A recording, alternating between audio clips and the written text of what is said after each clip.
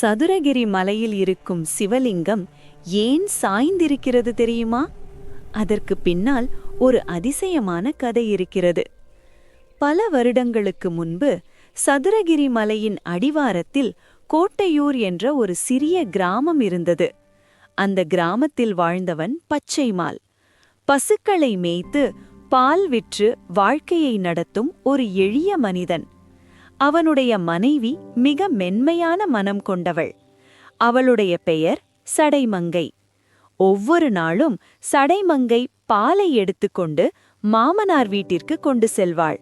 ஒரு நாள் அவள் வழியில் செல்லும்போது பாதையில் ஒரு துறவி எதிரே வந்தார். அவரது முகத்தில் ஒரு தெய்வீக அமைதி இருந்தது. அவர் மெதுவாக கேட்டார், "அம்மா, எனக்கு பசி, கொஞ்சம் பால் தர முடியுமா?"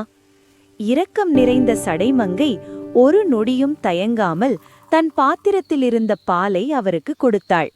அந்த துறவி பாலை குடித்து அவளை பார்த்து சிரித்தார். "நாளையும் எனக்கு கொஞ்சம் பால் தருவாயா?" என்று கேட்டார். சடைமங்கையும் சம்மதித்தாள். அந்த நாளிலிருந்து தினமும் அவள் அந்த துறவிக்கு பால் கொடுக்க ஆரம்பித்தாள். ஆனால் சில நாட்கள் கழித்து பால் அளவு சற்று குறைவதை அவளது மாமனார் கவனித்தார்.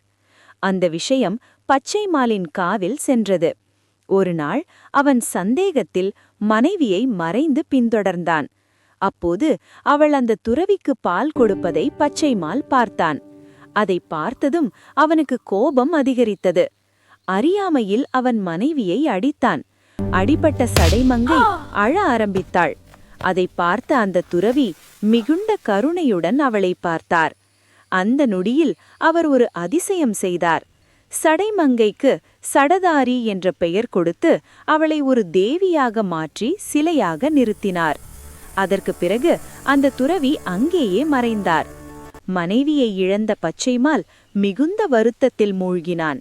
தான் செய்த தவறை உணர்ந்து மனமுடைந்தவன் ஆனான். அந்த நாளிலிருந்து சதுரகிரி மலையில் வரும் அடியவர்களுக்கு பால் கொடுத்து சேவை செய்ய ஆரம்பித்தான்.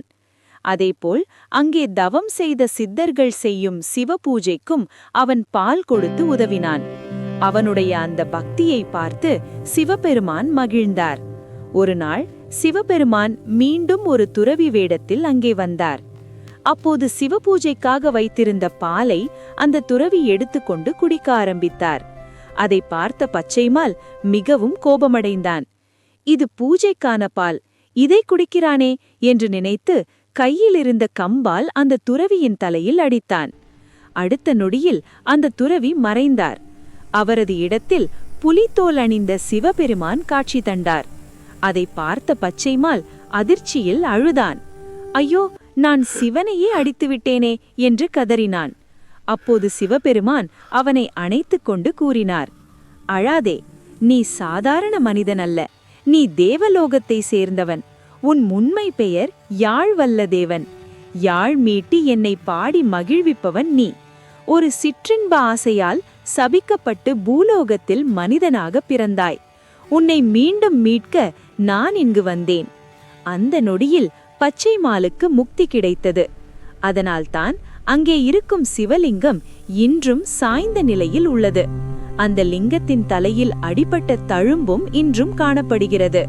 இது லிங்கங்களில் மிகவும் பெருமை வாய்ந்ததாக பக்தர்கள் நம்புகிறார்கள்.